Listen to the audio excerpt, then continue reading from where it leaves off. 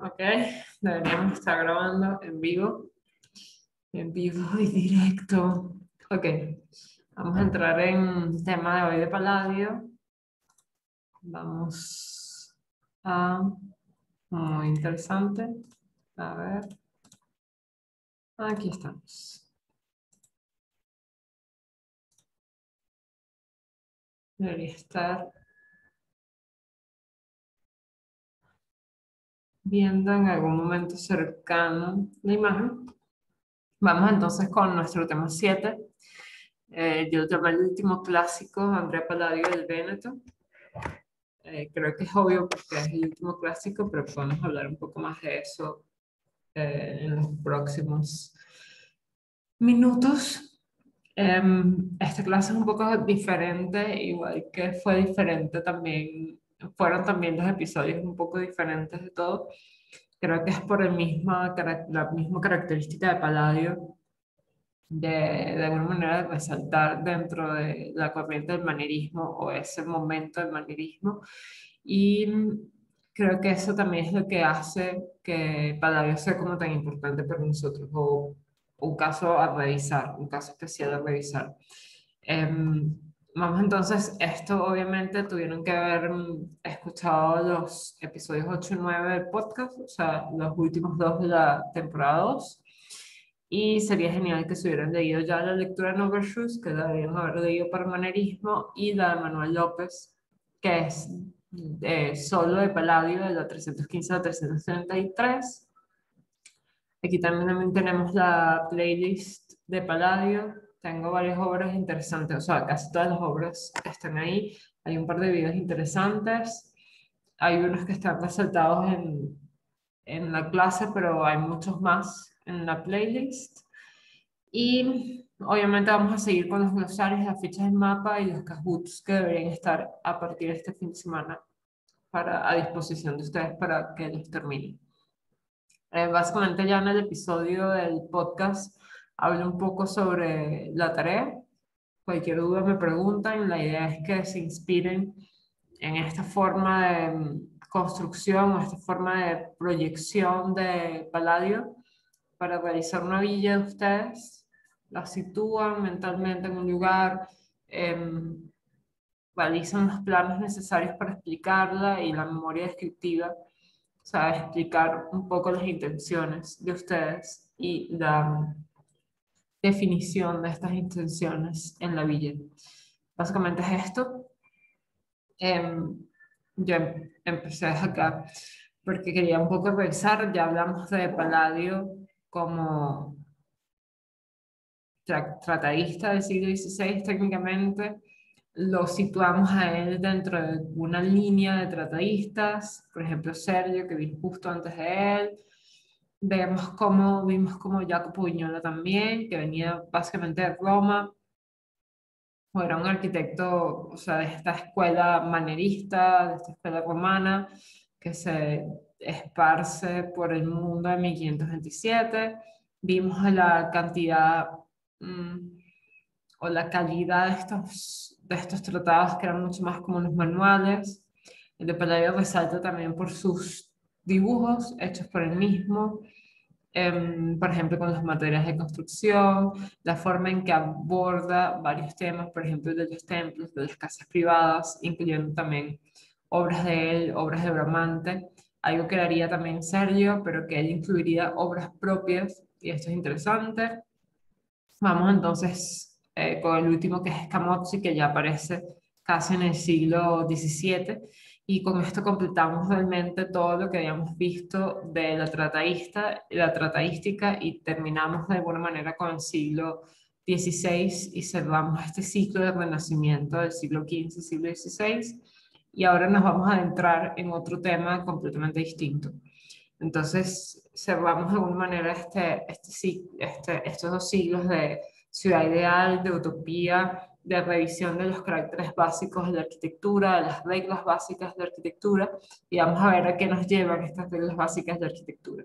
Uno de los experimentos es obviamente el mismo Palladio, que lo situamos en el episodio anterior en la mitad del Véneto, en un momento muy crítico para el Véneto, creo que igual cualquier momento es crítico para el Véneto, porque tenía muchas guerras, tuvieron pestes en el siglo XVI, también tuvieron una crisis económica muy fuerte que los hace irse a tierra firme, y con tierra firme, esta tierra firme, se pueden imaginar estas obras de Palladio. Esto es obviamente Villa Capra, que la vamos a ver situada dentro de su contexto.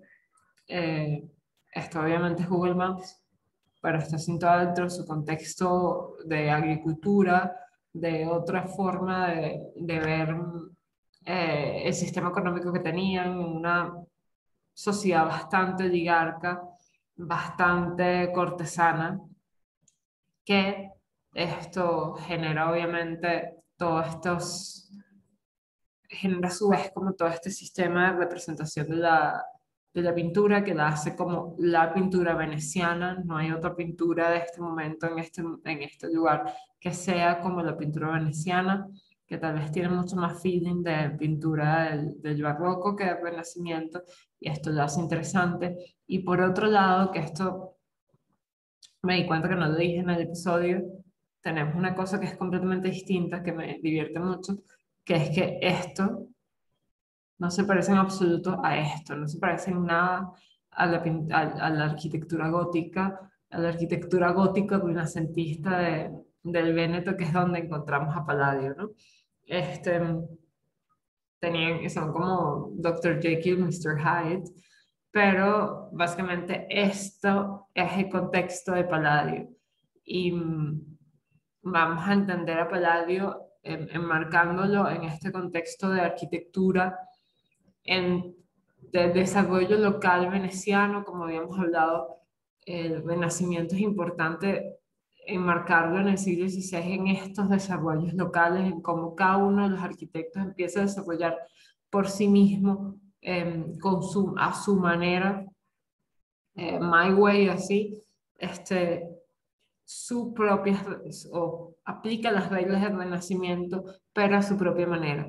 Y esto obviamente nos lleva eh, a la expansión del Renacimiento, o sea, porque de alguna manera el Renacimiento aprendió a adaptarse, aprendió a vivir en otros contextos, y esto nos va a ayudar a que realmente no solamente la sociedad de Florencia, que es donde surge, donde es apreciada, donde se estudia el humanismo, que es afín a esta arquitectura, la elogie o la entienda o la analice, como habíamos hablado con el manierismo, que había que como que analizarla, como captarla, sino que se expanda. Y especialmente es interesante cómo vamos a ver que Palladio, a pesar de que no se mueve del Véneto y lo que hace es viajar solo a Roma para estudiar las ruinas, em, es una de las arquitecturas que tal vez más influyentes en Europa durante el siglo XVI y XVII, y a veces hasta el XVIII y el XIX. Entonces, vamos con todo ahora, eh, con Andrea Palladio. Estamos hablando de que Palladio vive casi todo el siglo XVI, 1508-1580. Es un poco también, es un poco posterior a Miguel Ángel, pero vive más o menos en la misma época. Esto es interesante que lo veamos, estos paralelismos. Andrea Palladio nace como Andrea Di Pietro della Góndola, ese era su verdadero nombre. Se supone que después le dan este nombre de Palladio. Dicen a veces que es por, ¿sabes? Tiene connotaciones griegas y latinas. Es muy loco porque Andrea Palladio realmente eh, empieza como picapedrero, o sea, no tiene como un background, un inicio muy noble. Creo que casi ninguno de nuestros arquitectos tiene como muchísimos privilegios, pero realmente no era un arquitecto que inicia como intelectual, por decirlo así, no inicia como este gran intelectual o humanista, estudiado, sino realmente aparece como constructor, como este equipo de trabajo de un arquitecto, y no como intelectual. Esto es interesante de Palladio, pero a pesar de esto, logra captar, por decirlo así, un sugar daddy, un maestro que realmente es como un diletante, que lo ayuda por ejemplo, viajar a Roma y a estudiar, y a partir de esto él se puede convertir en un arquitecto. Entonces, esto es interesante porque Palladio no se forma directamente como en un taller, sí estaría, eh, no en un taller como tal, como a partir de un arquitecto que trabaja, sino él se forma en obra y por otro lado empieza a estudiar a través de las ruinas romanas, con tutores especiales, o sea, trabajando, estudiando directamente con documentos para poder formarse y llegar a ser el arquitecto intelectual que todos conocemos que debería ser en ese momento y que lo es al haber escrito, por ejemplo, el tratado que revisamos. Entonces, por ejemplo, vamos a ver que esta primera obra de 1537, él trabaja como cantero acá, como picapiedrero, en esta obra de Crícoli, y en esta Villa Tricino, este es el señor que realmente lo capta para, dice, pues, vamos a educar a Palladio, y Palladio va a Roma. A partir de sus viajes a Roma es que empieza a explorar muchísimo más la arquitectura, y lo vemos, por ejemplo, esta se supone que es la primera obra de Palladio en la vida, que es Villa Godi en Lonedo, en Italia, en el Véneto. Es una villa como todas las villas que él realizaría. Esta es una de sus primeras obras, pero seguramente su obra más importante es la Basílica Palladiana, que se llamó así, la vamos a ver un poco más. Esta la está realizando casi en paralelo con viajes a Roma. En Roma hace, por ejemplo, además de todo su tratado, que lo vamos a ver ya en 1570, hace también como un levantamiento de todas las ruinas de Roma y las hace como un compendio que podría ser casi como una guía de viajes, como una guía de antigüedades de Roma. Es interesantísimo, por un lado, porque está esta intención de mostrar Roma a otros, y por otro lado está este obvio talento y característica del arquitecto ya del siglo XVI, que genera planos, levantamientos muy cercanos a la realidad y que son también además muy cercanos a lo que nosotros conocemos como levantamientos axonométricos hoy. Em, Vemos estos trabajos del Panteón Romano, son fabulosos. Vamos a ver cómo el trabajo, la calidad de trabajo de Palladio se parece mucho a lo que nosotros estamos esperando, por ejemplo, ustedes en un taller de expresión 2, por ejemplo. Em, Aquí hay como, realmente cuando yo veo esta lámina digo así como, "Ugh", es como demasiada poca información sobre Palladio. Realmente es imposible resumir como a Palladio en una sola lámina, especialmente por todo el trabajo de las villas que vamos a ver, y por otro lado, porque generó muchísimos palacios también, muchísimos proyectos, algunos que no se hicieron, y además tuvo muchísima producción en todo el Véneto. No solo estamos hablando de Venecia, no solo estamos hablando de Vicenza, no solo estamos hablando de Padua, sino en muchísimas partes mucho más campestres de Venecia, pero especialmente, y por eso está uno de sus, aquí me jugué uno tipo eh, Daniel Stargaris, y le puso un par de títulos a Palladio. Uno es padre de villas y el otro forjador de Vicenza. Vicenza es una de las ciudades del Véneto que realmente fue, o sea, Vicenza sin Palladio no sería Vicenza, y Palladio sin Vicenza tampoco sería Palladio, porque no solamente trabaja en un par de villas en las afueras de Vicenza, sino que también generaría muchísima transformación urbana dentro de Vicenza. Incluso, y no sé por qué no está en esta clase, no sé cuándo la quité, tal vez era terrible, era una foto terrible. Hay hay una estatua de Palladio en Vicenza, justo al frente del Teatro Olímpico que tenemos acá. Vamos a ver cómo varias de estas obras son sumamente importantes, tal vez un par de siglos después.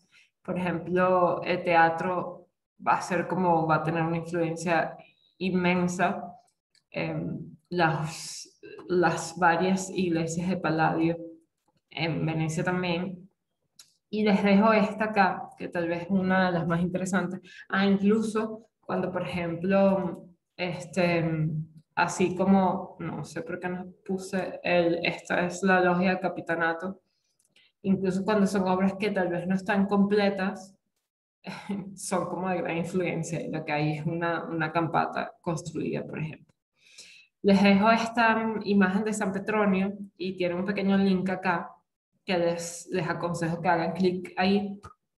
Es interesante cómo San Petronio en Bolonia, esto fuera del Véneto, es interesante, em, pasó como por diferentes etapas. Es una de estas iglesias que tampoco tiene fachada, así como San Lorenzo, y pasó por distintas etapas durante varios arquitectos manieristas trabajaron para terminarla, no se terminó, nunca se terminó, todavía está incompleta, pueden ver las imágenes ahí de San Petronio, pero es divertido ver cómo surgen como estos distintos estilos manieristas a partir de una misma fachada y creo que esto les podría ayudar a inspirarse para la tarea. Básicamente esto, ya vimos Andrea Palladio. Vamos entonces a revisar un par de sus obras. Esta clase es como la clase más pragmática de todas, una maravilla. Es bastante formalista, por decirlo así, porque ya hablamos y dejamos claro como todo el contexto de Palladio. Y Palladio es un tipo intelectual, pero no es un tipo, no vamos a revisarlo como de manera psicológica, como revisamos un poco Miguel Ángel, o analizarla a fondo, como tal vez alguna de las obras del manierismo, que nos tomó más de una hora revisar el tema técnicamente y reflexionar sobre el tema. Con Palladio es un poco distinto. Palladio es como vuelve a estos términos de clasicismo, donde todo es mucho más claro, donde todo es mucho más entendible y la forma y el contenido de la obra está muy claro, está muy in your face, está ahí. Em, y esto lo podemos ver, por ejemplo, con la Basílica Palladiana. La Basílica Palladiana es de 1546. Como dije, es la primera obra importante de Palladio, especialmente porque la gana como un contrato con la ciudad de Vicenza, em, y le gana a arquitectos como Giulio Romano, por ejemplo, que habían ido como consultores para poder revisar cómo se podía resolver este interés que tenía en realizar unas logias alrededor de un edificio que era del gótico renacimiento, era realmente el renacimiento. Eso lo pueden ver en uno de los videos que les mandé en, en Telegram, en el canal de Telegram. Era del renacimiento, pero lo vamos a ver, era un edificio bastante gótico. Em, a partir de esto se crea como esta envolvente clásica. Palladio gana entonces el contrato y reintroduce como decir, se me fue la palabra, la tengo en la punta del lengua. Eh, no, no lo voy a lograr, pero vamos a decir que es un elemento, un tema.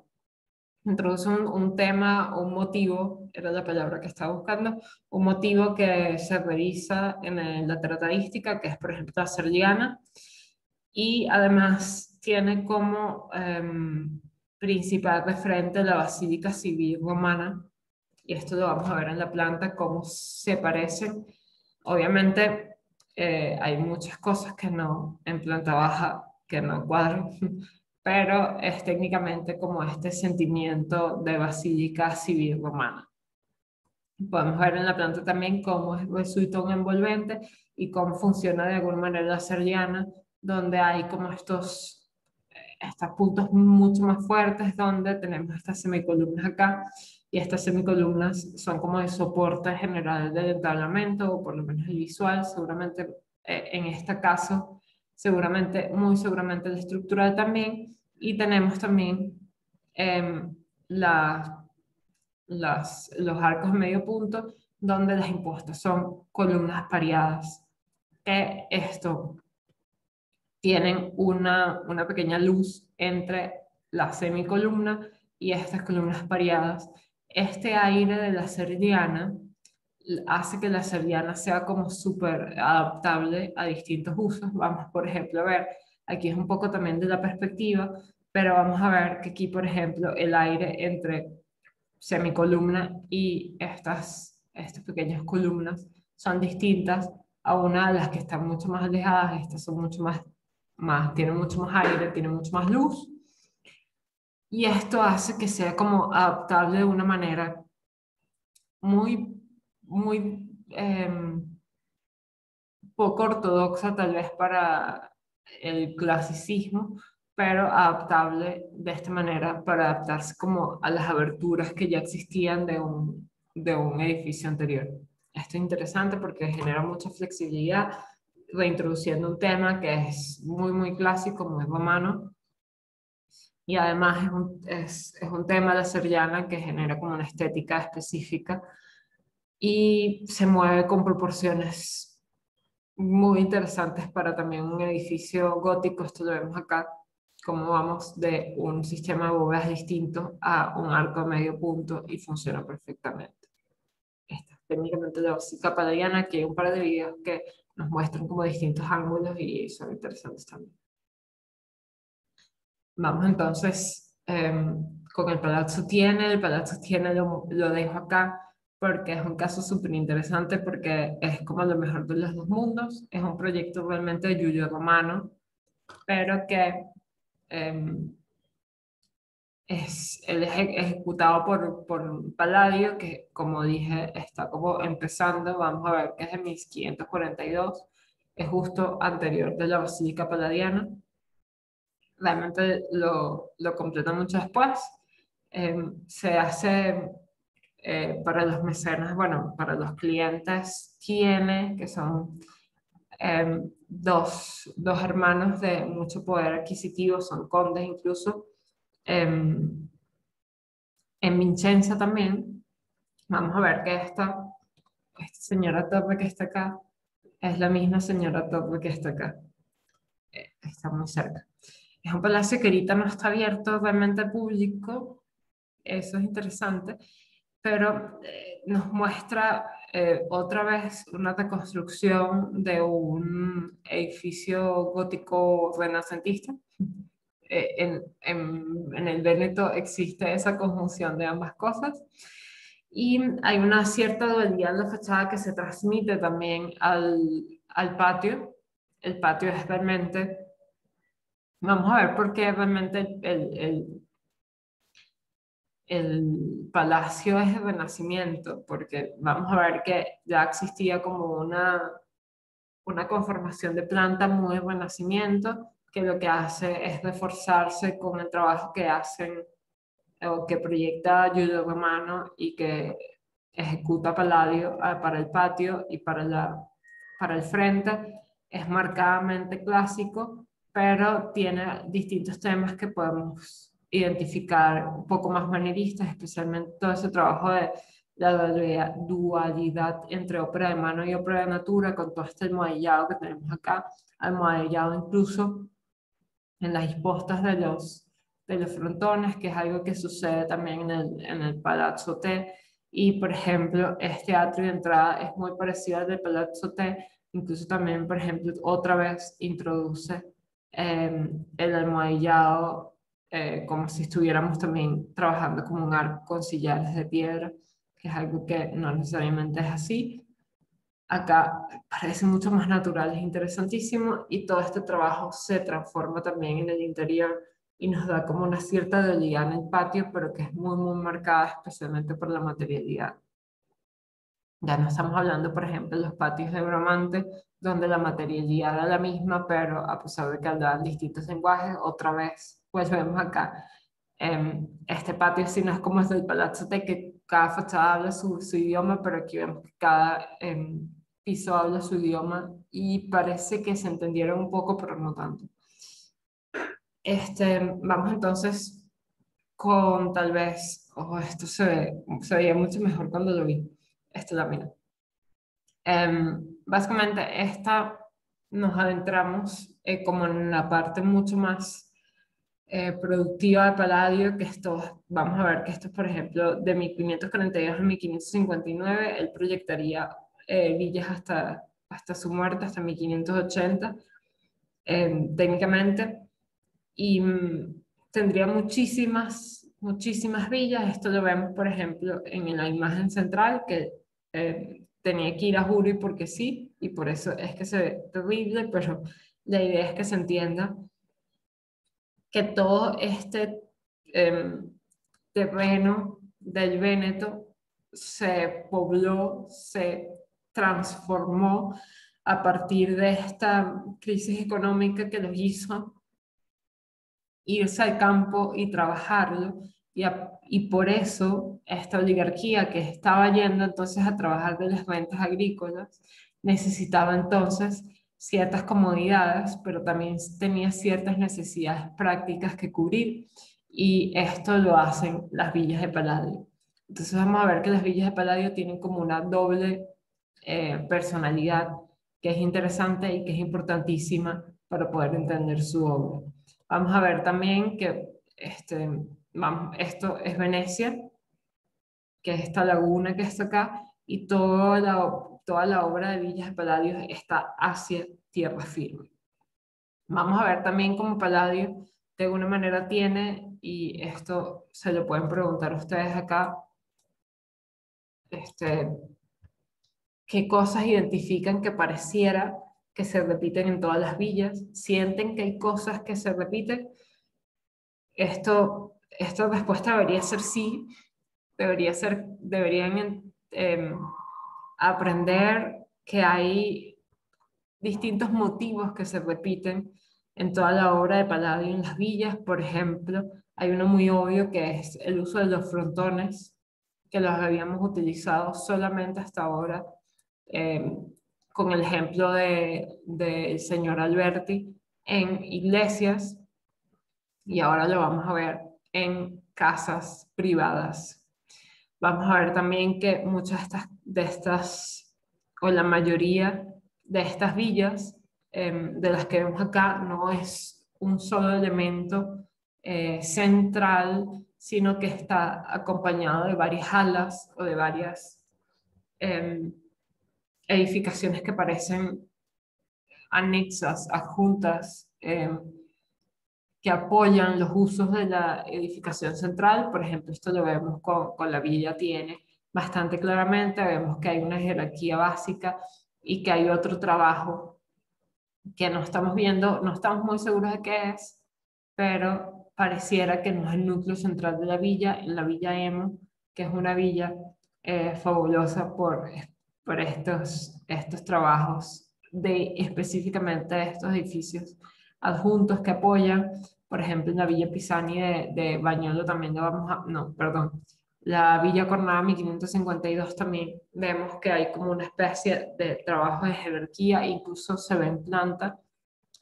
Y la Malcontenta, igual que la Villa Capra, tiene como un sentido especial, pero en la Villa Pisani, que siempre, sí, la Villa Pisani de Bañolo, también vemos que hay como este trabajo adjunto, de edificios adjuntos que apoyan al núcleo central de la edificación.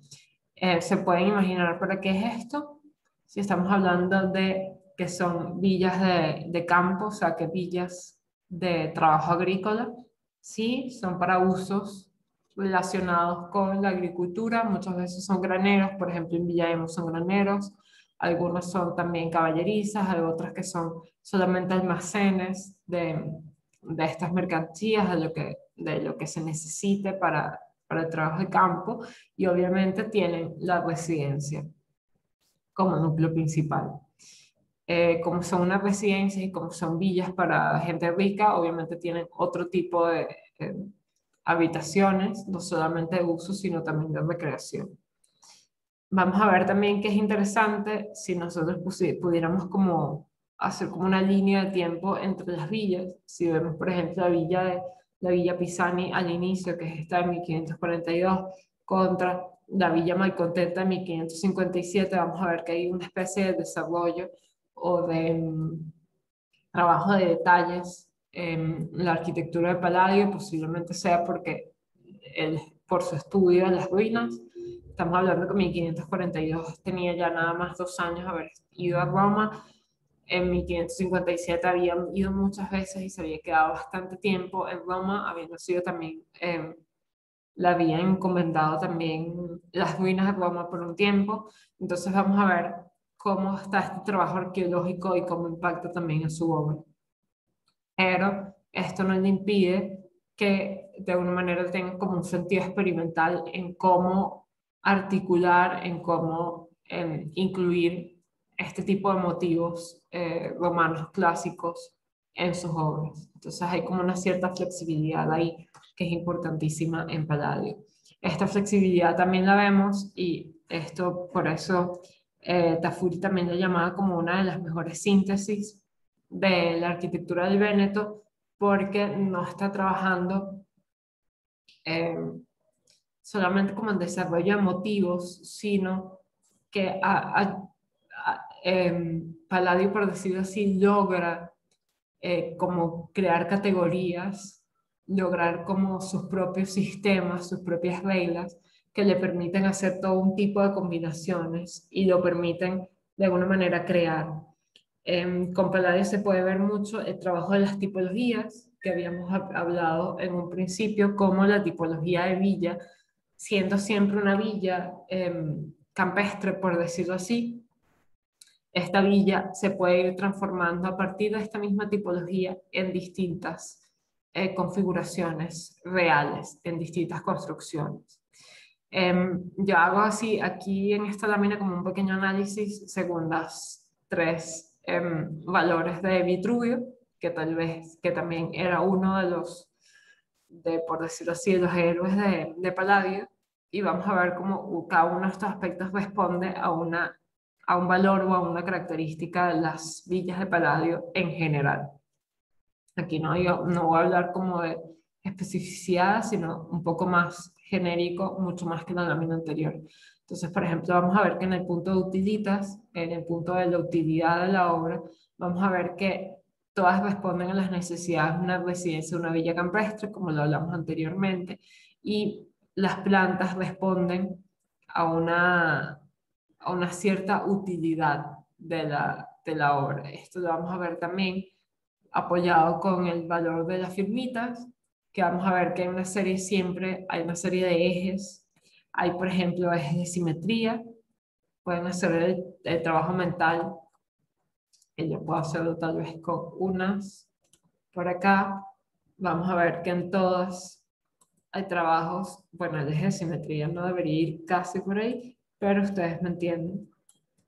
Hay trabajos de simetría, hay trabajos, normalmente hay una sola simetría, está justo, no es del todo simétrica, pero vamos a entender que es simétrica por viéndola. Esto también podemos casi que hablar de una simetría en ambos sentidos, y vamos a ver que en todos está el trabajo de ejes, todo se organiza a partir de ejes. Esto también le permite a Palladio generar una especie de proporciones de las habitaciones. Palladio le interesaba, por ejemplo, crear, según el uso de cada habitación, crear una proporción para esa habitación y proporciones que no solo fueran en planta, sino en alzado. Esto también le permite crear de una manera constructivamente, crear los ciertos amarres, estructuras de una manera organizada. Entonces casi también creo que podemos hacer como, o sea, podemos identificar dónde podría estar cada una de las estructuras de cada una de estas plantas, y vamos a ver que esto obviamente es muchísimo más práctico. Ajá. Es muchísimo más práctico que todas las edificaciones que habíamos visto hasta ahora, que tal vez eran mucho más complejas, especialmente las de Maneguí, donde no podíamos tener esta claridad.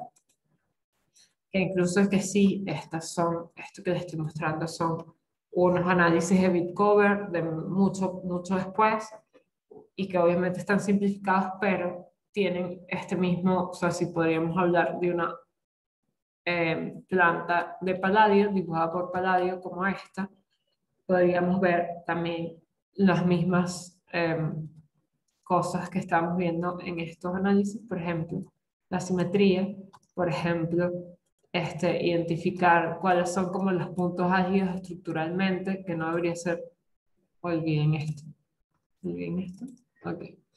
Este, no debería ser, ajá, debería ser, por ejemplo, vamos a ver cómo se mata una estructura con otra, vamos a ver cómo entonces todos estos sistemas de ejes nos ayudan a entender una obra en sus distintos puntos. Vamos a ver cómo todas están organizadas para poder crear casi como una grilla bien segmental dentro de la planta. Esto, si nosotros lo vemos crudamente, se parece mucho a lo que nosotros mismos hacemos en diseño cuando vamos a organizar uno de nuestros conceptos de diseño para una obra específica y queremos estructurarla, queremos maquetearla, tenemos que hacer este tipo de ejercicios de abstracción para poder entender dónde están estos puntos estructurales, dónde están los ejes, dónde están las conexiones verticales, dónde están las habitaciones, cuáles son las proporciones, los usos. Y, por ejemplo, esto lo dije con el manierismo, los tiempos de uso de las habitaciones, cuáles son las habitaciones que se usan en la mañana, cuáles son las de la noche, cuáles son las de una temporada de invierno y cuáles son las de verano. También podemos ver, estos son otros análisis de las obras de Palladio, cómo son las conexiones, la circulación de cada una de las obras. Esto es muy claro cuando analizamos una obra de Palladio. Vamos a ver cómo son los movimientos dentro de la obra y sospechamos que esto tal vez estaba también, obviamente, pensado, conceptualizado por el mismo Palladio, que no era al azar. Pero esto lo vimos en la lámina anterior. Hay una cierta venustas que va mucho más allá de utilitas y permitas, que es combinar este vocabulario clásico de motivos que hayamos ya visto y que conocemos muy bien. Y tal vez esta combinación es mucho más clásica en el sentido de waffling, que es mucho más conjunción de piezas, de motivos específicos, pero al final no podemos descomponer estas obras tan fácilmente, tal vez, como en los edificios realmente clásicos, Brunelleschi, incluso Bramante y Alberti. Vamos a ver otra cosa que es importante y que lo vimos cuando trabajó Palladio, o sea, cuando trabajamos a Palladio tratadista, que son el uso de los materiales locales. Era importantísimo para Palladio. Estamos hablando de que estaba en una llanura donde había mucha arcilla, por ejemplo, había podía trabajarse con estuco, con calados, y esto lo hace, no trabaja con mármoles, no trabaja con grandes, con materiales, con piedras nobles, primero porque a pesar de que eran oligarcas o cortesanos, sus mecenas, no estaba la masa pabollo, como dice mi mamá. Y esto ayuda también a este tipo de materiales locales, que por ejemplo salgan con ladrillo, estucado, hace que sea mucho más rápido y que tengamos la necesidad de tener menos detalles, porque no estamos hablando de arquitecturas donde hay piedra labrada, donde hay mármoles, donde hay distintos materiales que tengan que trabajarse con mucho más detalle y con mucho más tiempo. Eh, esto no impide que, por ejemplo, los interiores de muchas de las villas, como decía cuando mostré las imágenes o cuando lo vimos también en el episodio del podcast, el segundo, esto no impide que haya frescos dentro de las villas y también a veces por fuera, junto a los estucados. El estuco tal vez es una palabra buena para englosar. Vamos entonces a ver una de las villas de Palladio, pero voy a hacer una pausa de agua antes de esto. Creo que es necesario. Ya vengo.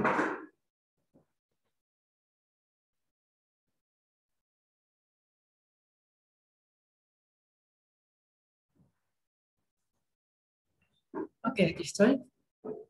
Vamos entonces a ver tal vez una de las villas, una de las obras más importantes de Palladio, que es interesantísimo porque es la villa menos villa de Palladio. Es una villa que es un caso especial completamente. Sí está en Vincenza, sí es de un oligarca de Venecia. Esta vez es un prelado que está ya eh, viejo y decide moverse, ya no trabaja como religioso y se retira. Y esto hace que sea básicamente más que una villa utilitaria como todas las demás, o como la mayoría de las demás, este, sea una villa de esparcimiento. Es una villa completamente como central, con esquemas centralizados, que eso era un esquema que los arquitectos todavía en el manierismo les gustaba, pero realmente era para las iglesias usualmente. Acá estamos hablando de una casa, es una casa completamente exenta, y obviamente tenemos una cúpula fabulosa que incluso se estaba pensando que tenía que tener un óculo, que esto la hace un caso completamente especial. Vamos a ver otros puntos que la hacen especial a esta edificación, más allá, por ejemplo, de que Palladio trabaja el contexto, el terreno, para poder implantarla, y hace una elevación artificial con muros incluso de contención en medio de un campo para poder implantar la obra y darle ese realce que necesita dentro de su contexto. Esto hace, obviamente, que la villa, como lo vemos en la imagen, sobresalga no solamente de su contexto, sino que además de alguna manera lo domine en términos, como dice Norbert Schulz, de ese genius loci, de esa relación con su contexto. De alguna manera habla con su contexto y de alguna manera domina su contexto. Y esto se hace simplemente con un trabajo de ingeniería, como lo conoceríamos hoy. A ver, pasamos a la siguiente lámina. En la siguiente lámina podemos ver varias imágenes de la Villa Capra, y podemos ver planta, corte de alzado. Vamos a ver lo que nos lleva directamente a pensar de en qué materiales están trabajando en esta obra. Es ladrillo estucado y calado. Es una sinceridad y una osadía, porque estamos hablando también que está sucediendo en el manierismo, donde todas las arquitecturas están mucho más decoradas, están trabajando, por ejemplo, con almohadillados fintos o no, de piedra, pero Villa Capra es completamente estucada, es completamente lisa. Parece tal vez mucho más a lo que son las ruinas romanas, desvencijadas, sin el mármol. Tenemos igual los temas de villas usuales. Tiene un sótano utilitario. Esto la hace elevarse como una especie de basamento, igual que un templo griego. Mucho más, además del trabajo de terreno. Esto obviamente produce las escalinatas, que son usuales en las villas, porque las escalinatas así nos llevan a ese piano noble que también se usa en las villas. Y tenemos obviamente estos temas religiosos en una edificación privada. Estamos hablando ya o yo estaba hablando ya de un basamento, por ejemplo, de escalinatas, que son ya usuales en templos también, pero estamos trabajando la centralidad, que de alguna manera llega a esta cúpula, y tenemos estos frontones y desarrollo vertical de la obra. Los frontones en ese sentido son pequeños pórticos, que eso lo habíamos visto también en las iglesias. Es obvio, cuando vemos esta planta, está hecha intencionalmente así para que podamos ver la axialidad y la simetría radial que tiene esta obra, que no solamente es simétrica por un lado o por los cuartos, sino que también radialmente es simétrica, o sea que se puede separar en 8 pedazos iguales o parecidos o análogos, por decirlo así. Pasamos entonces a otro punto de esta simetría y la axialidad, que estamos hablando que hay una doble simetría. Esto hace que haya 4 frentes con 4 pórticos, y todos conjuguen, o estas axialidades conjuguen esa rotonda central, con lo que debió haber sido un óculo. Y esto nos permite también hablar hacia el exterior de cuatro visuales distintas, que es la imagen que estamos viendo acá. Tenemos una entrada que es con la conexión de la entrada y la capilla. Estamos viendo con otra imagen los huertos que descienden al río. En el otro hay un pequeño jardín secreto que sería este, donde tenemos el bosque, y otro donde se ven los campos de cultivo, que serían estos, que son unos campos de cultivo de colcha, que domina de alguna manera la edificación. Entonces vamos a ver cómo, a pesar de que es una edificación que es simétrica radialmente y que podríamos creer que adolece de ser simétrica radialmente, porque ser simétrico radialmente no es fácil.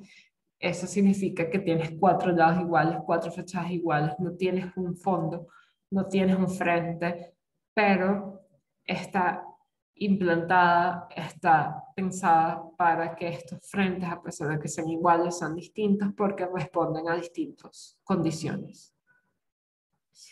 Eh, ¿Comprarían esta obra? Yo creo que todo el mundo compraría Villa Capra. Creo que no hay ningún solo arquitecto que diga Villa Capra no me gusta, a pesar de que sepamos que está de alguna manera como sobrevalorada, ¿no?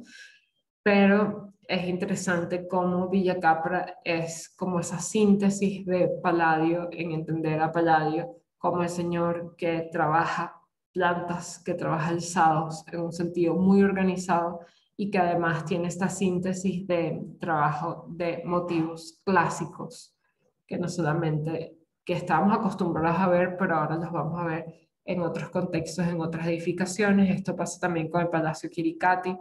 Es un palacio que también está en Vicenza, es de 1550. Es obviamente a los Chiricati, pero tenemos que entender que este señor era un conde, más importante no podía ser. De alguna manera, este palacio tal vez es interesante no solamente por su planta, que es interesante porque no plantea exactamente lo que planteaban las plantas del Renacimiento, sino es más como un sándwich de planta, que además es simétrica, otra vez. Es simétrica esta vez solamente en un sentido, pero esto la hace tener una accesibilidad directa. También creamos que hay como una cierta lógica estructural que la vemos muy clara acá. Esto hacia acá tal vez no está muy claro, pero vamos a ver que hay una accesibilidad y una simetría interesantísimas. Esta accesibilidad obviamente repercute en la fachada. Vamos a ver cómo, a pesar de que es una fachada muy horizontal, especialmente porque fuga como hacia los lados, no tenemos estos cerramientos que usualmente tenemos, por ejemplo, en el Palacio Farnese, que de alguna manera cerramos esa horizontalidad. Aquí no, aquí de alguna manera está como expandida. A pesar de esto, tenemos una accesibilidad clara o una centralidad en la fachada, una jerarquía que se plantea no solamente con cerrar este espacio central, que esto hace otra vez, de alguna manera es una analogía a lo que vimos, por ejemplo, en el Palacio Máximo de Colonne, que teníamos un piso arriba, un piano nobile cerrado contra un vacío que parecía estructuralmente no muy factible. Acá también tenemos algo parecido, que además está reforzado con esta doble columna acá, y acá son unas semicolumnas que están casi como embutidas, todas las columnas están como embutidas en el muro. Esto le hace como tener esta jerarquía en este espacio cuando hablamos después de luces mucho más amplias hacia los lados. A pesar de esto, de que estamos hablando que hay como una horizontal que se expande, hay una centralidad, hay una jerarquía, tenemos también como estos puntos de verticalidad, como tal vez como exacerbada, como excesiva, porque tenemos como estas líneas muy marcadas que además fugan hacia arriba y terminan en estas decoraciones que al balaustre de manierismo mucho más allá. Y vamos a ver cómo entonces hay como distintas axialidades, distintas fuerzas que están trabajando en esta fachada, pero a pesar de esto, esta fachada es bastante lógica, es bastante por decirlo así, como racional y nos habla como de juegos también de vacíos, de llenos, de profundidad, que es algo que se nota, es una profundidad mucho mayor que las logias que teníamos hasta ahora. Entonces sentimos también como un sentimiento o una experiencia distinta al ver las logias del Renacimiento, que eran mucho más contenidas, por decirlo acá. Acá tenemos, por ejemplo, estos espacios. Estos espacios acá no son como una logia, son casi como una habitación, como esto. Yo creo que muchos de nuestros apartamentos caben en solo esta una de estas áreas de esta logia, que tampoco corresponden directamente a las que están abajo. Las que están abajo es imaginarse que es este espacio y el espacio de arriba es toda esta terraza. Entonces estamos hablando que hay distintos ritmos, distintas proporciones dentro de una misma edificación. No es tan simétrica y aburrida como lo imaginamos. Hay mucha más ambigüedad de la que podemos ver a simple vista. Y me pregunto también si es tan clásica como se ve a simple vista, si nosotros podemos decir qué tan clásica es esta edificación. Se los dejo para pensar, porque es una pregunta que nos podemos hacer con todo Palladio: ¿qué tan clásico es Palladio? Por ejemplo, lo vamos a ver también con la obra de Redentore, que es una de las iglesias importantes de Palladio en Venecia esta vez.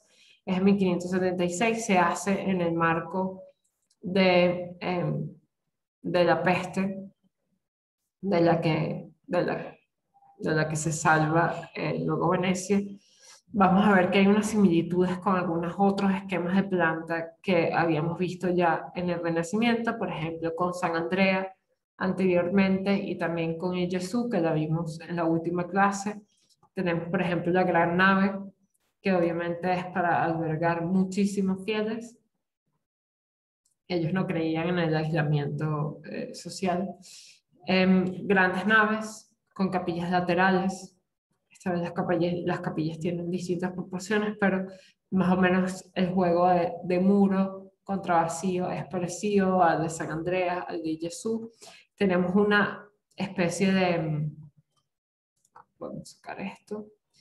Tenemos una especie de em, competencia entre centralidad y axialidad, que nos hace pensar que esto, obviamente, en San Andrea era marcadamente, obviamente, una cruz latina. Con el Jesús es mucho menos claro y con Palladio también es menos claro. Se parece un poco más a los esquemas de Bramante, donde teníamos un elemento que era mucho más central y, bueno, un fade total. Pero bueno, ustedes entendieron. Hay mucha más centralidad acá y hay una accesibilidad clara. Hay una elevación doble. Hay una elevación acá, de elevación contra el contexto, y hay una elevación acá que separa o que eleva el altar, el coro, con respecto a la nave principal o la única realmente. Hay otra cosa que tienen en común más que con San Andrea, con el Jesús, que es esta segregación del coro. Tenemos un espacio principal que es este presbiterio, que técnicamente, si lo podemos hablar de estas dos ábsides que tenemos acá, podríamos hablar tal vez de un crucero. Tenemos el altar y tenemos el coro acá. El coro está separado muy brillantemente. Creo que esto es una de las cosas que más me gusta de Palladio Toloi. Estas cuatro columnas hacen arquitectónicamente que estos dos espacios sean de alguna manera dos espacios y no uno continuo o uno con distintos tratamientos o sentimientos, sino son dos espacios y son cuatro columnas pensadas no estructuralmente, sino con la intención de separar espacios. Obviamente, y esto lo vamos a ver luego, hay una cierta jerarquía dentro de los espacios, no solamente por los alzados que tenemos distintos acá, sea, que haya elevaciones, sino, por ejemplo, con tratamientos como estos, nos hace ver que hay una jerarquía en este espacio que nos da soluciones como esta y nos permite darnos cuenta de que hay una jerarquía también, por ejemplo, la cúpula, pero hay una austeridad clave en este espacio. Déjenme borrar esto para que podamos ver realmente la austeridad del espacio interior. Y ya va, lo estoy en suspenso. Vamos a ver qué tan austero es el espacio interior de Il Redentore. Se parece muchísimo a los códigos de Brunelleschi que habíamos visto con la Pietra Serena, pero realmente es mucho más blanco ahora, e incluso toda la estructura, o sea, las columnas también son blancas.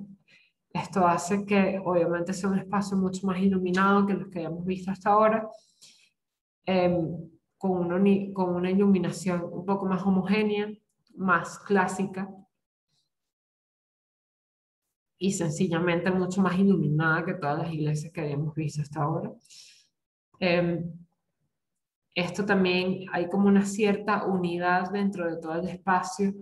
Esto se puede imaginar con toda la bóveda, que esta vez son de muros sobre muros, no sobre soportes individuales. Esto hace que la bóveda sea como distinta, sea un poco más unitaria en toda la obra.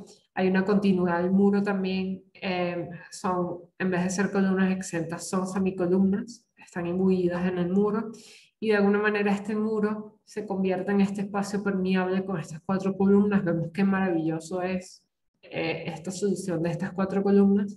En planta parece una locura, parece algo que el profesor de diseño va a identificar a lo Arnold Schwarzenegger, a lo Terminator, lo va a identificar y va a necesitar eliminarlo en una maqueta, pero vamos a ver la solución espacial que hay, la consecuencia espacial de estas 4 columnas, y vamos a ver que hay como una especie de distinta calidad del muro, pero una continuidad de este tratado de muro que tenemos en las capillas.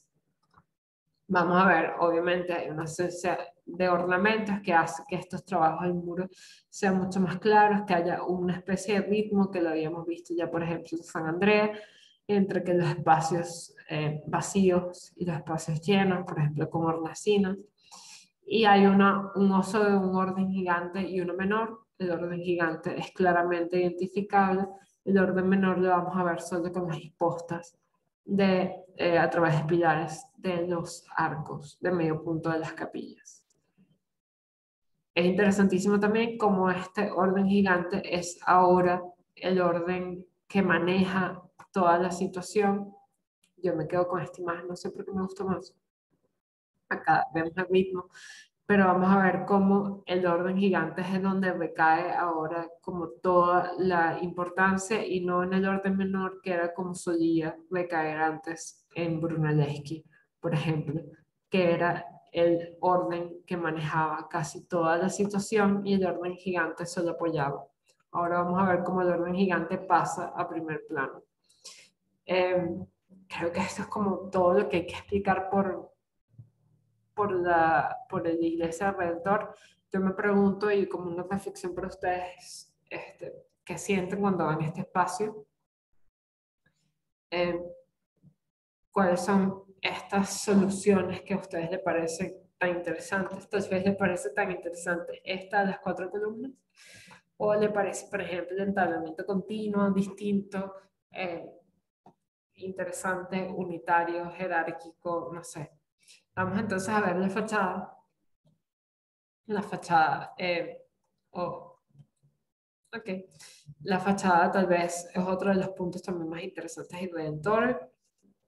Vamos a ver como las distintas, cómo se puede ver una fachada de redentores. Vamos a ver cómo son estos distintos puntos de vista y cómo cada uno de los puntos de vista, a pesar de que estamos viendo los mismos elementos, y que esta fachada tal vez no es una de las fachadas más profundas más de desarrollo, de, de perspectivo que tengamos en la vida, vamos a ver que cada uno de estos cuatro puntos de vista nos brinda distintas experiencias, por decirlo así, o distintos aspectos de la misma obra y de la misma fachada. Ahí obviamente si lo vemos con tal vez la perspectiva del que viene de Venecia, que va a la isla de donde está el Redentore, vamos a ver que tienes una integración directa con la cúpula. Por ejemplo, vamos a ver, obviamente que la cúpula resalta y que de alguna manera se enmarca dentro de la fachada. Es casi como que se reduce toda la perspectiva cuando la vemos. Si la vemos de frente, es casi como si lo viéramos sin perspectiva, completamente plana, como si se aplanara toda la fachada. Y vamos a ver que hay una especie de continuidad, por ejemplo, con este techo de dos aguas que tenemos acá. Es ingeniosamente alineado con el frontón que tenemos debajo y nos hace pensar que esto también es un frontón que además continúa en estas dos alas que tenemos acá que nos ayudan a, sí, esconder otra vez como escondió algún momento Alberti los contrafuertes de la bóveda de cañón, acá están escondidos detrás de la fachada. Pero aquí vemos especialmente estos contrafuertes que nos ayudan estructuralmente.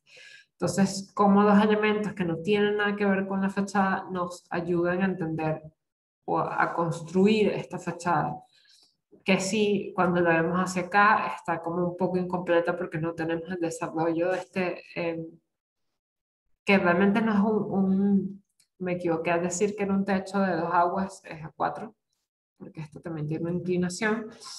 Vamos a ver que igualmente tienen unos ciertos desarrollos que también tienen este mismo lenguaje. Si vemos esta imagen acá, vamos a ver que hay un primer frontón con sus propias columnas, que es un orden menor al orden mayor que tenemos acá, pero esta es como la primera imagen, que además es un frontón sobre un arco de medio punto que otra vez tiene otro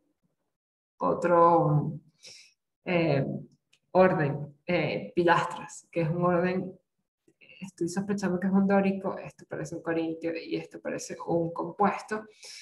Vamos a ver que hay tres órdenes en esta miseria de toma que tenemos acá en la fachada y vamos a ver cómo esta falsa simplicidad de la fachada, porque si le metemos el ojo vamos a ver que es mucho más compleja, pasa en toda la fachada, vamos a ver que no solamente está este frontón acá, sino tenemos este frontón acá que se desarrolla un poco parecido a esta idea de arco de triunfo de otras iglesias que hemos visto.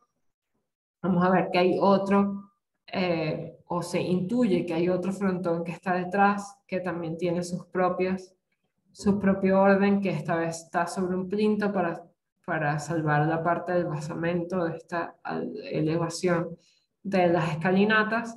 Y vamos a ver entonces cómo sucede el otro frontón. Obviamente también está todo un trabajo de cornisa, está totalmente un trabajo de mármol, esta vez sí, pero vamos a ver que esta fachada que parece como realmente plana y tal vez un poco simple o sencilla, hay un desarrollo mucho más interesante de composición, de encuadres, de uso, por ejemplo, de los elementos de fachada como para esconder o para resaltar algunas características de la obra general.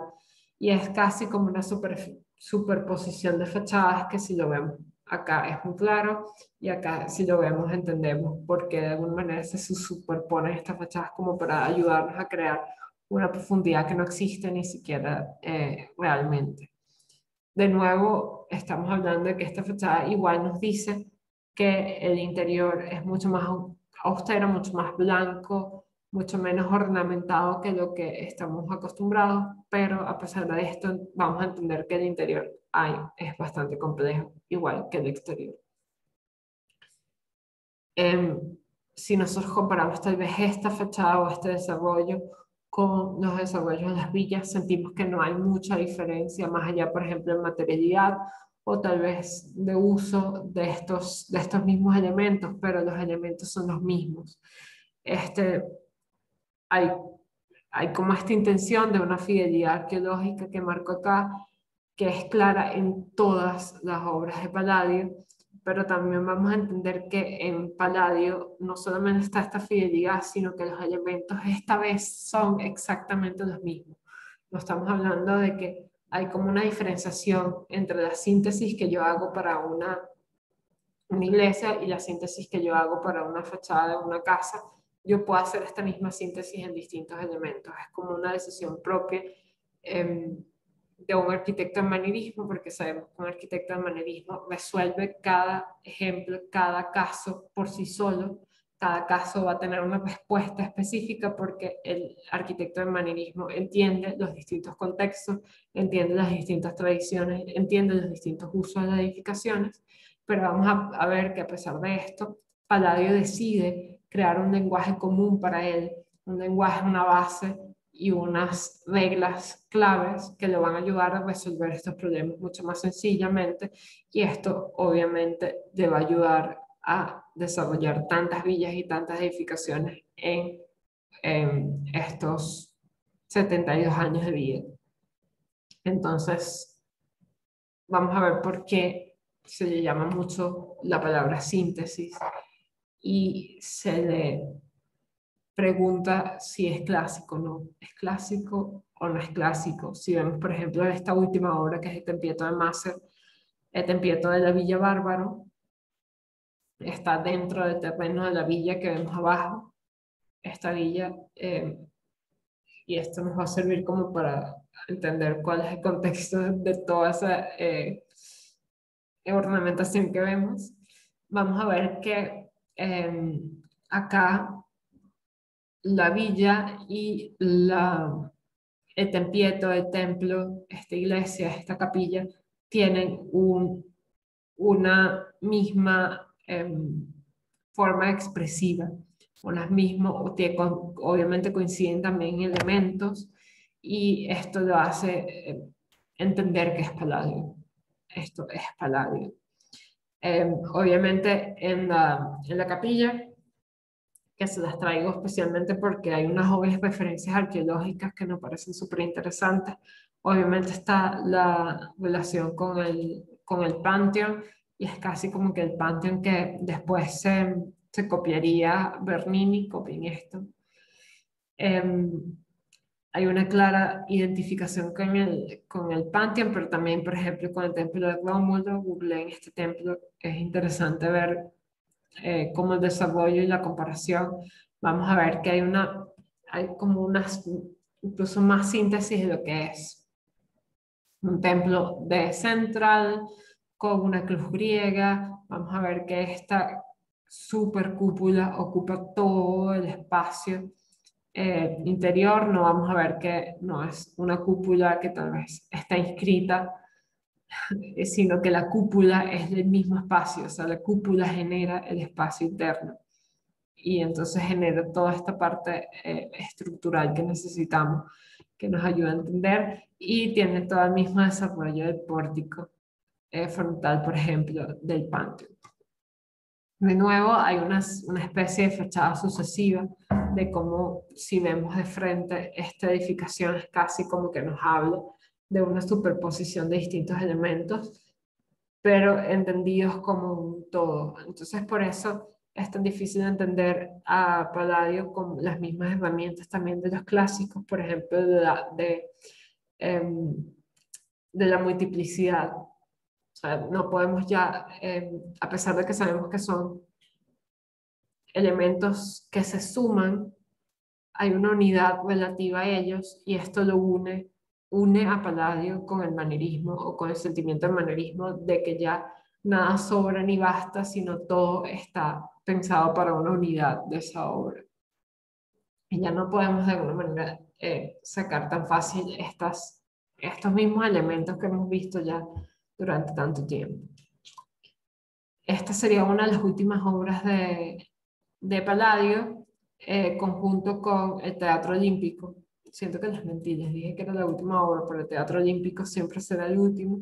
Es un teatro que deja inconcluso, pero es súper importante revisarlo porque es el primer teatro techado de la historia, a pesar de que este techado responde a todos los lineamientos del teatro clásico, especialmente el romano. Recuérdense que el teatro griego era normalmente en una colina, por ejemplo, en un espacio donde no había que hacer elevaciones de las gradas ni siquiera porque se trabajaba con el mismo terreno, pero el teatro romano sí creaba edificaciones para poder crear este odio, este proscenio y todo este trabajo. Ya no se estaba trabajando con colinas o con espacios naturales.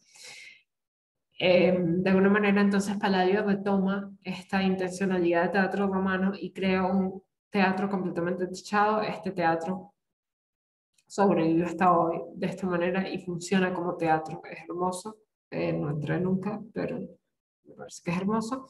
Y obviamente retoma este modelo y esto de alguna manera lo hace inaugurar esta etapa del teatro, que es el teatro es como uno de los sinónimos del barroco, y vamos a ver tal vez por qué. Entonces, esto también lo hace un ensamblaje de referencias distintas y hay un uso de las posibilidades fantásticas de la perspectiva, pero ya no como perspectiva pictórica, por ejemplo, como lo habíamos visto con Bramante, sino vamos a ver que todo el espacio, este escenario, está desarrollado en madera y en piedra, o sea, constructivamente, para poder desarrollar un escenario mucho más rico, mucho más fantasioso, como lo necesita un teatro. Vamos a ver esto en detalle. Y esto vamos a ver qué son las calles que se generan acá para poder generar las distintas perspectivas.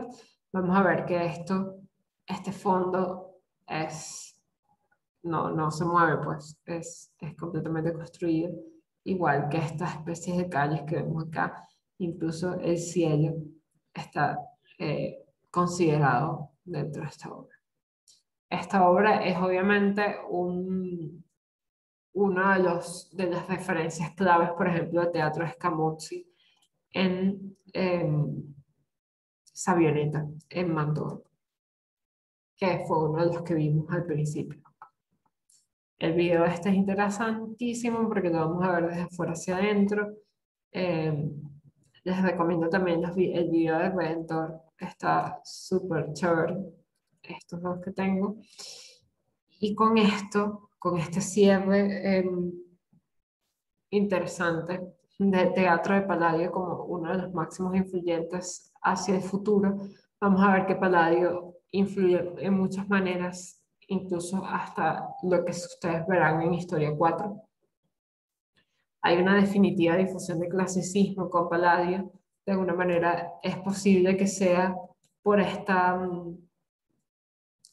simplicidad o de esta sencillez en la comunicación de los dogmas o de los sistemas, de los códigos del clasicismo, que lo vamos a ver en su obra escrita, pero también en su obra construida, porque de alguna manera organiza este lenguaje, así como lo organizaron los manuales, este lenguaje clásico mediante proporciones, casos, dibujos, ejemplos, números que no teníamos antes, sino las proporciones eran como por reglas de relaciones, ahora vamos a tener números, vamos a tener reglas escritas, códigos exactos, y estos se van a trasladar directamente en Palladio. Se da perfectamente el salto entre la tratadística y la construcción. Ya no vamos a tener estas contradicciones que tenía, por ejemplo, Alberti, sino que en Palladio van a pasar directamente.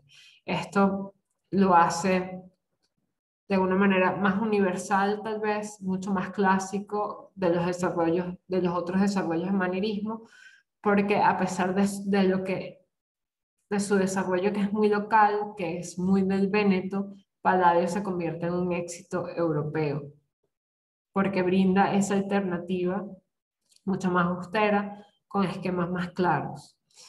Em, También obviamente comunica otros valores, como por ejemplo esta austeridad, esta sencillez, esta, este trabajo como mucho más clásico en el sentido, eh, no sé cómo decirlo, sino tal vez un poco más sencillo, pero la monumentalidad está, pervive, incluso transformada en la monumentalidad hacia las edificaciones, que esto es algo que vimos solamente con el manierismo, cómo pasa a ser las edificaciones también monumentales. Y obviamente se comunica o se sigue manteniendo este valor del estatus que es tan importante en el manierismo, en estos contextos cortesanos, donde el estatus, esta generación de representación de las obras es importantísima.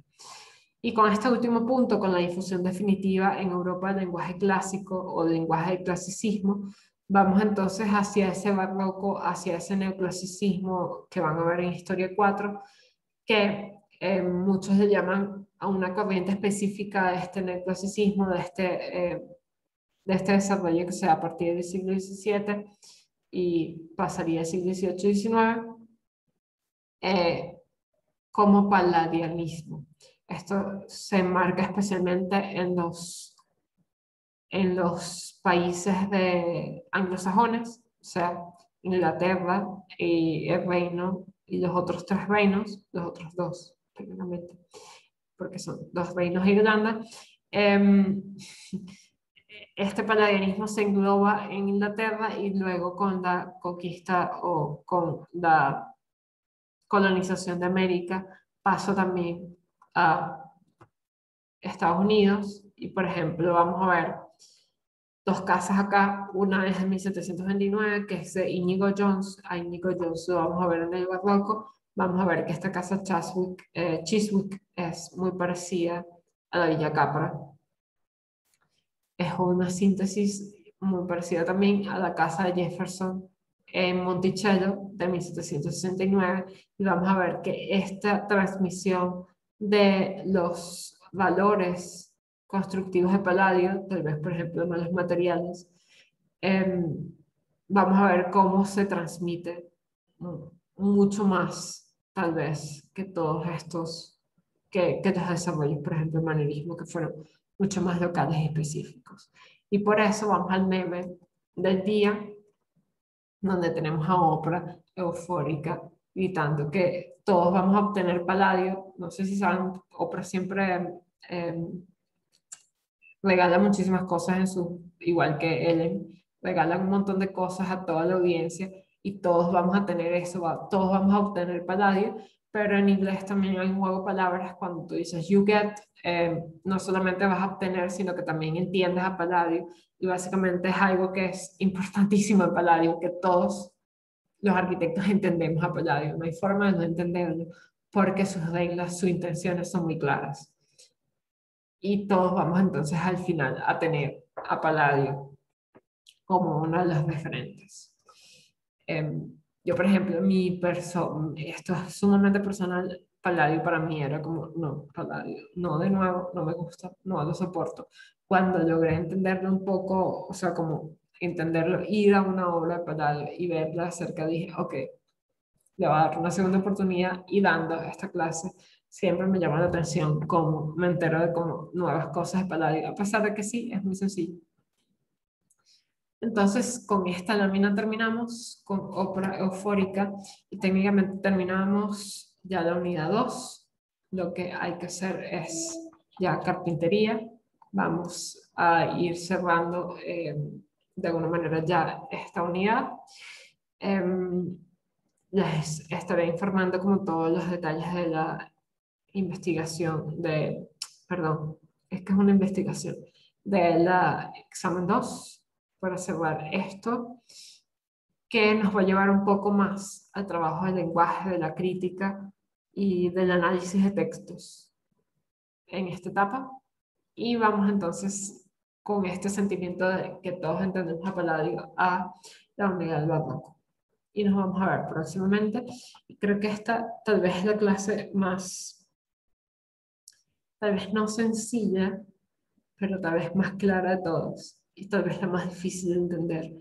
Porque la pregunta del millón es si Palladio es clásico o no lo es. Y me pregunto siempre, esta vez tenemos como menos reflexiones, creo que se dieron cuenta de esto cuando escucharon la segunda unidad de podcast. ¿Cuál crees que es la importancia de Palladio, más allá de la tratadística? ¿Y cuáles crees que son los principales valores de las obras de Palladio?